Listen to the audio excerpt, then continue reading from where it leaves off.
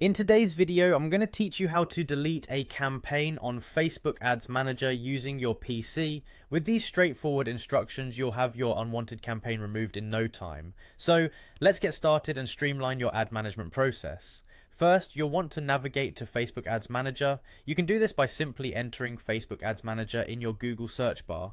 Once you've found the right link, click on it to open up the Facebook Ads Manager page. Next, look for the option that says Go to Ads Manager and click on it. This will direct you to the login page if you aren't already logged into your Facebook account. Here, you'll need to enter your Facebook email and password. Once you've entered your credentials, go ahead and click on the Login button. This will take you inside the Ads Manager dashboard where you can manage all of your advertising campaigns.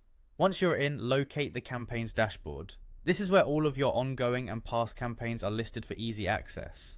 Take a moment to browse through your campaigns and find the one you want to delete. Selecting the right campaign is crucial, so make sure to double check it's the one you no longer need before proceeding. Now that you've selected your campaign, it's time to move on to deletion. Look for the trash bin icon on your screen. It's typically located near the top of the interface among the options for managing your campaign.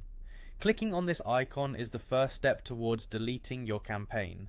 After clicking the trash bin, a prompt will appear asking you to confirm that you want to delete the campaign. This is just a safety measure to ensure nothing is removed by accident. Click on Delete to confirm your action.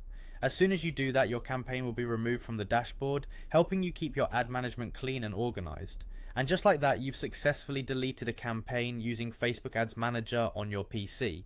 It's always a good idea to periodically review and clean up unnecessary campaigns to better focus on the ones that are currently active and yielding results.